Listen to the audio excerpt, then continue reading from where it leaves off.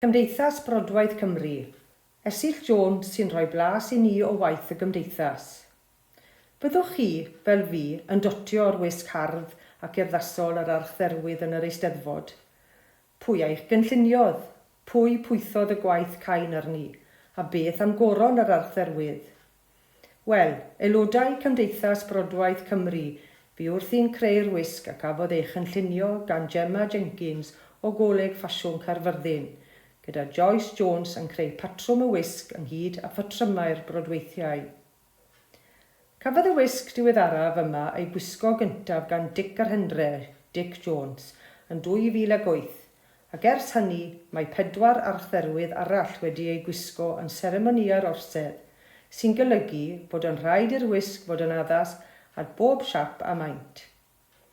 Fe'n gwneud o sidan pyr a ddefnyddiwyd edau sidan ac air i bwytho'r brodwaith. Bu ryw 70 o aelodau'r gymdeithas o bob cwr o Gymru wrthi yn pwytho ac mae eu henwau i gyd wedi ei brodio tu mewn i'r wisg. Jones o Gricieth oedd yn arwain y gwaith a hi a Megan Williams a fi'n gyfrifol am ei roi at ei gilydd. Megan hefyd oedd yn gyfrifol am gwneud y capan sidan i goron yr archtherwydd, cafodd ei greu gan y gof ac artist yng Ngharad P.S. Jones, ac arni mae dail y ddyrwen mewn efydd. Dyma mae'n siŵr waith mwyaf adnabyddus Cymdeithas Brodwaith Cymru. Cymdeithas a sefydlwyd yn Awst 1998 i annog, meithrin a hyrwyddo brodwaith trwy gyfrwng yr iaith Gymraeg. Defnyddir brodwaith fel unrhyw waith sydd yn addurno gan ddefnyddio edau a nodwydd. Mae gan y gymdeithas ganghennau ledled Cymru a byddant yn cwrdd yn reolaidd i ddilyn gweithdai i gydbwytho neu weithio ar wahanol prosiectau. Canhelir penwythnos preswyl unwaith y flwyddyn, ran amlaf ym Blas tan y bwlch, pan fydd pob aelod yn cael cyfle i weithio a phwytho mewn llonydd heb unrhyw ymyrraeth. Bydd y gymdeithas yn trefnu cyrsiau, teithiau ac arddangosfeydd hefyd, ac nid oes angen arbenigrwydd i ymuno. Dim ond diddordeb i fwynhau'r grefft trwy gyfrwng y Gymraeg. Mae croeso i ddysgwyr Cymraeg cael cyfle i ymarfer yr iaith a dysgu'r grefft yr un pryd. Mae'n braf cael tiwtor adnabyddus i gynnal gweithdai yn y canghennau, a bu Merched Môn ac Arfon yn cydweithio gyda Cefn Burgess rhyw 4 blynedd yn ôl ar arwain comisiwn i greu murlun ar gyfer adeilad newydd yn Seint Fagan, sef y neuadd ganoloesol Llys Llywelyn. Chwedl Branwen, ail ganc y Mabinogi yw testun y murlun, sy'n adrodd y stori mewn ffordd gymwys i'r cyfnod hwnnw. Mae'n wledd i'r llygad ac yn addurn môr briodol i'r adeilad. Cofiwch alw i weld pan byddwch yn ymweld y Seint Fagan.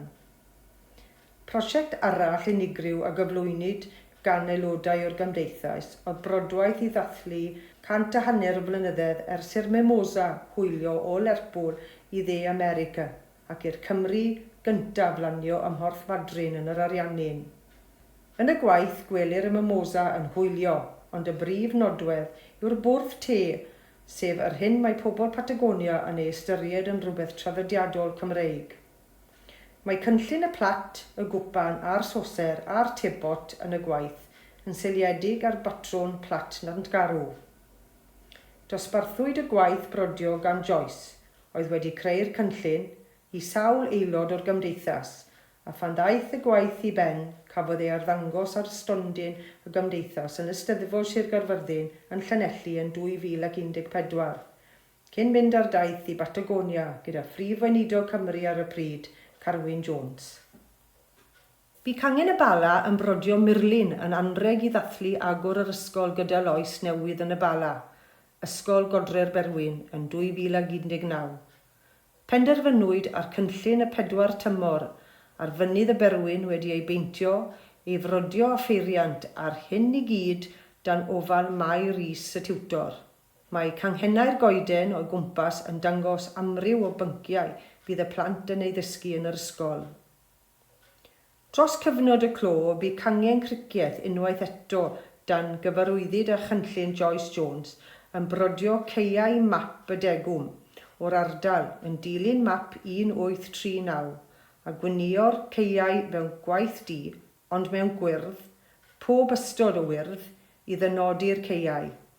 O amgylch y map y mae allwedd, yn enwi bob cae ac enwi'r ffermwydd ac yn y gofod rhwng y map a'r border roddwyd brodwaith o'r adeiladau oedd yng Nghricieth yn 1839. Yr eglwys, y castell, yr ariandi, yr carchar, y cwrt a'r môr wrth gwrs.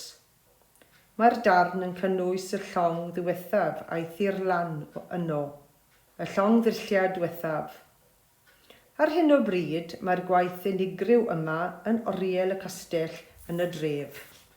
Mwyn ceisio hybu diddordeb mewn brodwaith yn y to iau, mae dosbarthiadau'r gymdeithas yn rhad ac am ddim iddynt. Hefyd mae'r gymdeithas yn cynnig ysgoloriaeth flynyddol i fyfyrwyr Cymreig sy'n mynychu coleg i ddilyn cwrs tecstiliau. Mae'r ysgoloriaeth ar hyn o bryd yn werth hyd at 500 pint ac felly yn gymorth gyda chostau hyfforddiant, defnyddiau neu offer i'r myfyriwr.